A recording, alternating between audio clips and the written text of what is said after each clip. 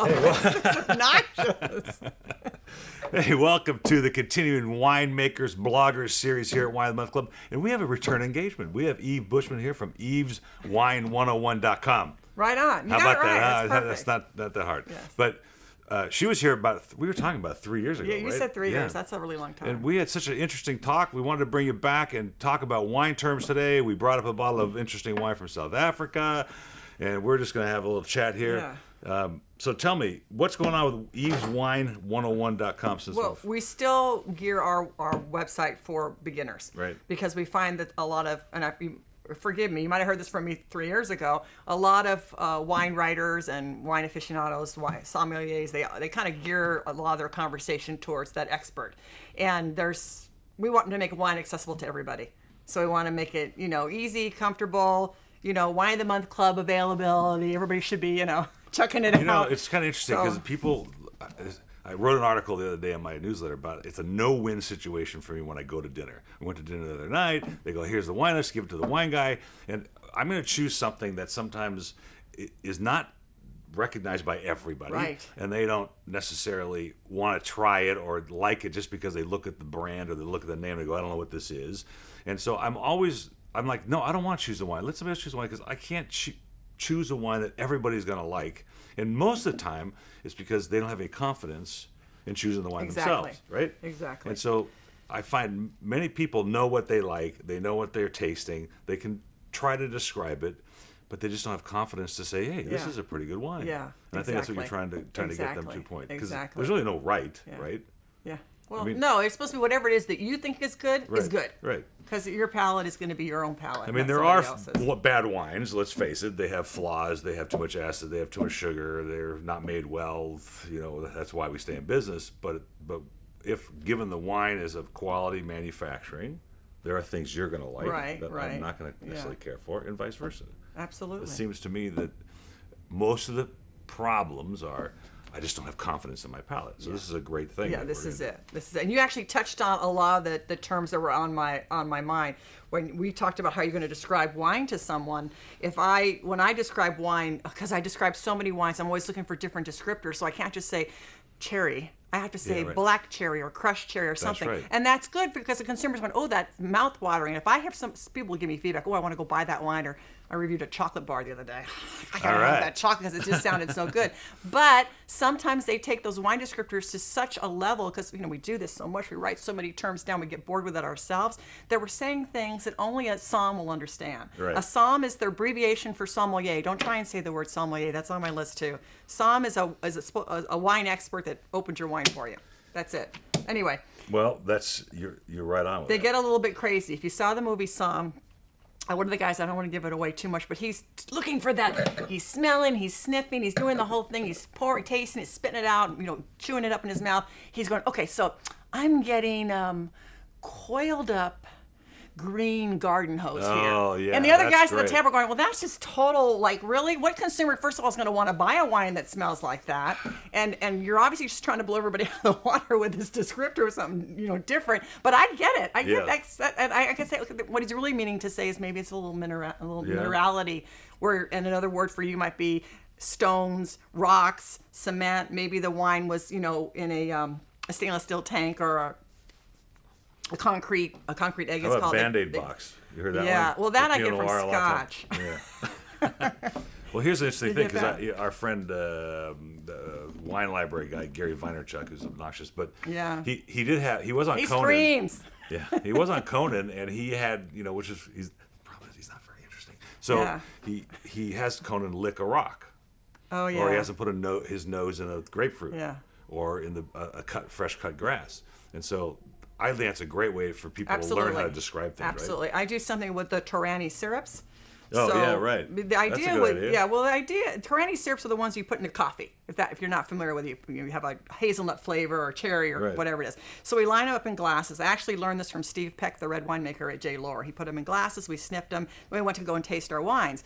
And what he explained to us in the class was that we can call out an aroma because it's familiar to us. We have a memory of it. So for me, I'm thinking, right from smelling this Torani cherry syrup, I can go right to smelling wine and be able to pick it up quicker because it's a fresher memory for you. That's right. So that's a a real great helpful idea. wine 101 thing. That's a you know, great to do idea. something like that. You can get chocolate bars and tobacco and stuff like that and put them in cups and test yourself. And when I cook, which I love cooking, I will regularly take the herbs and squish my finger and smell my fingers. I'll bite an apple and I'll smell the Yeah. apple. If I have a plum, I'll smell the plum. Absolutely. And it then helps people you say define it. spice rack. What are they talking about? right. Cloves or you know, Pull that cayenne drawer out of pepper, your house you know, and go, hey. all that You stuff. know, when you talk about smell and aroma and how memorable it is, because Yeah. it's such a strong sense. Personal. We were in Paris last May, and we went to a cafe, and they served this quiche, which was made with turkey and broccoli. My mom used to make it when I was a kid. I hadn't had it for 40 years probably.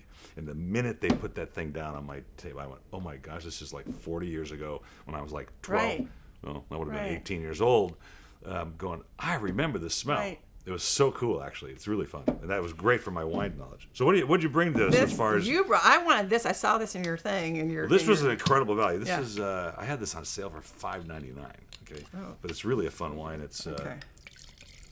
Cabernet Shiraz and Malbec from South Africa. The next thing on my list here is decanting. So a wine like this, it's a 2011, right? 2011 wine. It's a crapshoot. You could go. What I do is, if the wine is super young, I'm going to pour it into a decanter to give it aeration, Right. to open it up Sure. more, just like this is doing. As soon as you do that, you're introducing more air to your wine. You can do that, or you can pour it into a canter that mixes it all up for you and does it then. The opposite of that is a really older wine.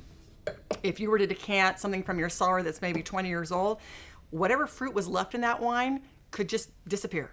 So the only time I ever decant an older wine, it used to be they would decant older wines. They don't- Yes. Now, when I decant older wines, because there might be some sediment clinging what along the that's for, side right. of the bottle. And so when I go to decant, I'm going to have a little funnel that has a strainer in it that's going to catch that. But even when I get to the end, and Michael Perlis, my VP back there, my editor, he will have me stop and leave like that much of the bottle. Yeah, usually there's an inch or I two don't want to left. do that, but you don't want to drink that. If you're decanting That's for sediment. sediment, yes, it should be. There should be a little bit left, and if you're decanting for aeration, that's a different story. Okay, now this one's from South Africa. Is this a New World or an Old World wine? Well, it would be Old World from its location, but it's New World in its character. So you're going to get fresh. See, I have South Africa as being a New World wine. Really? Because- Okay. yeah, Old When you World, talk when about people- regionally, you think it's New World. Yeah. When they Okay, use so the not term New World stylistically. is anybody that's not Old Europe. And we're talking Old Europe, of course, France and Italy and Spain and all that. But you're also talking about the Republic of Georgia, which is like near the Russian Yes, area, right, right? sure, All yeah, that. make great wines, actually. Right? They make wines in the amphora and the clay pots. They still do that to this day. Well, you so there's a one more level of the granularity of Old World versus New World, because Old World also is a character that you might find in wines from those districts that use old methods, that use old Right. styles, and this is clearly not one of those. Yeah, there's no clay pot here, This is whatever this bright is. and fruity and spicy, but it's a 2011. I'm sure it wasn't meant to go for a long time. No, but but it's doing really well. Yeah, I would probably go through a decanter on it, and or something that adds a little aeration to it. What I found so fun about this wine, you have balance on here. No, but we can go ahead talk about balance. Well, we're talking about balance of acid pretty. to fruit. So that's one set of balance. Is there enough acid to carry the fruit? So if you get this big plummy, Yeah. mid palate, the middle of your palate goes boom with fruit. Boy, we better have something at the end to sort of dry it out and make it That's sort your of tannins. balanced. Right. So sometimes I'm thinking of fruit and tannins when I'm trying balance. So the first thing that hits me might be fruit, and then I get really hit at the end with tannin. I wouldn't call that a balanced wine. But if I'm tasting something that is yummy from beginning to end, that the balance of it is like it's all working through my palate, then I would call that in good balance. I don't want to have hit by a bunch of pepper or fruit or whatever in the front. And then at the end, I'm just dried out by just huge black tannin. Right. Or if all you're getting is tannin, then you're not balanced, right? That's not balanced at all. This Then- is definitely a lot of fruit, Lot and of I fruit. want more tannin in this. I yeah, want this the acid's a one little too. bright at the end, and I'm gonna let it sit in my the balance. glass. In this case, I'm thinking, well, as long as I'm not getting one of the grapes in the blend more than the other, and I think is well blended as far as the different varietals that are in there. Yeah, this has Shiraz, which if it was coming from Australia instead of South Africa, we'd say Shiraz, Sometimes it's the person. How about this guy? right? He says yes to everything. Hey, how's it going? See, it's just I couldn't agree with you more completely. Don't we all need one of these guys? He No, agrees with he everything you say. No, you've got me. You know what? You're crazy. Hey, welcome back to Eve's Wine 101. This is Eve Bushman, and of course, you know who I am not. Lots of people. So Not Eve we're tasting an interesting South African wine today, and we're talking about wine etiquette and corkage and things. And we just got done talking about corked wines, and that, Yeah.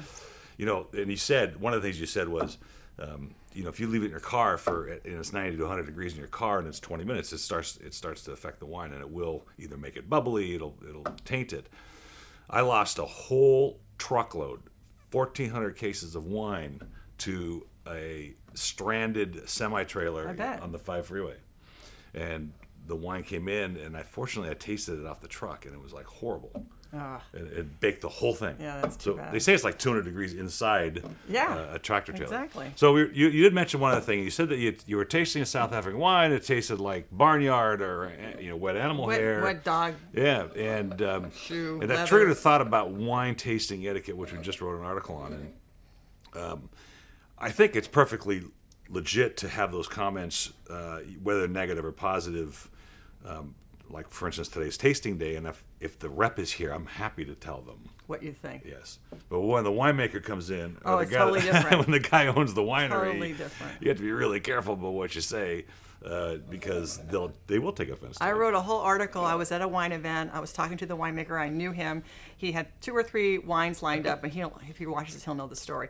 And Sam walked up, and a wine expert walked up, took the wine, took one sniff, one taste, and says, bacon, and then walks away. Or starts walking. I'm looking at him going, and I said, you just taken a guy's 2 years effort and put it in one word. Are you serious? You're not going to taste that and like anything besides bacon out of it Just for say you? so. That's the best you can do? That's... And is he showing off his ability It to... was just obnoxious. Yeah, it is. And luckily the winemaker knew all this, but it's just not proper etiquette. It's not. If you're going to engage with a winemaker at a tasting, you were respectful, you thank him for the taste, and you have something positive to say about the wine, do it. You have something nice to say. They've made it. It's in the bottle. It is what it is. If you want to say something negative, come here and work with Paul, and Right, then those are you things. can. But your wine's all great. But I appreciate it. I do like having that degree of separation when a representative of the winery comes in. I can tell them. And sometimes winemakers come in and say, "I need your honest opinion on this. Like, what is it worth?" So I stay away from negative comments. But I may not place the wine's value as high as they think it is. Right. Because they're trying to sell for $50 and it's probably like a $10 wine. Yeah. That happens all the time. Yeah, but if you taste a corked wine here, you might have another backup bottle to try, and Yes, that might we not require prevent you that they from bring another one. Yeah, Yes. to purchase the wine for your club. But if I'm at a restaurant and I'm thinking, oh, my wine might be corked, I don't feel comfortable sending it back. I will feel comfortable calling over the steward, the wine steward, the somm, the manager, whoever, or even the waitress. I don't think this is the way it's supposed to be served. I could be wrong. So Well, that's a good point. here you go. Well, That's a really good point. I'm not there to get free wine, but sometimes you get a wine in a restaurant, it's not what you like, but it's not because there's something wrong with the wine, it's because you didn't know enough about that bottle. I have. It hasn't happened to me, of course, but I'll show you on the way out. I have a cork. I have a plugged cork from a piece of bark, and people need to know it's bark. It's tree bark, and they harvest it much earlier than they used to in the old world days, and so the corks tend to have problems because they have to treat them with bleach and they have to treat them with other chemicals to make sure there's no bacteria in them. Oh, yeah. And that's the problem with today's cork, and why the advent of screw caps and it's like synthetic a whole corks. religion thing now. It's like, you either like your screw cap and you're going to stick by it, or you don't. I mean, But your cork, I mean. try and people find are a New really- Zealand wine with a cork. Yeah. You're not going to find it. I know. Well, you try and find a Australians- Bordeaux with a screw cap. Yeah, that's Good luck harder with to that. find too, right? So it's kind of interesting. Yeah. That they've taken Yeah, a but different people tack. see it as a romantic thing. They want to see the cork. They want to hear the pop, You know, my thought is, I mean, Dom Perignon invented the cork after 300 years of olive oil and burlap. And There you so go. now it's a 350-year-old technology that maybe it's time to take a look at That's some other interesting. ideas. So Yeah. that's what's going on. So you have Looking at my speaking of terms? corks, you have corkage fee on your list of things to talk about, and people. Yeah. It's a whole nother can of worms too. There's a long list of rules, and you can go to Eve's Wine 101 and Google corkage fees, and you'll see Michael Perlis has written about it, and we've written jointly about it. Basically, the rule of thumb is you want to contact the restaurant before you go and make sure they allow you to bring wine in. You, of course, find out what the corkage fee is. You make sure the wine you bring in is not on their wine list, 'cause that would be an insult. Another one, you might want to make sure that you're not bringing in something from a supermarket for $10. Michael reminded me of this, to a restaurant that's selling $200 bottles of wine. Okay, it just isn't done. But on the other hand, I had a woman that we bolstered into doing this for the first time. She went into a nice restaurant. The guy took one look at the somm, took one look at her bottle, and said, "Oh, that's not the good stuff. Your friend brought the good stuff. This isn't the good stuff." Okay, I'm like, that's oh my really, God. that's not right. I mean, Yeah, come on. got a lot of comments. Yeah, They got a lot of comments. that's pretty interesting. Yeah, a friend of mine, Bob Foster, who's a wine judge, he retold a story after he read the article. He says, I was at a really nice high-end restaurant in Las Vegas. I brought a really nice high-end wine, and the somm there said the same exact thing. That's not the good stuff. What is that? He never went back. I don't know. Who is To it? me, it's like we love our somms and we love that movie somm, but I think we don't need to elevate anyone above the customer. You're in the wine service industry. Right. You're in the service industry. I'm in the service industry to a point. So that somm or that steward is in the service industry. There's no reason to do that. All they've done in making that action is just made that wine person not want to learn anything else about wine.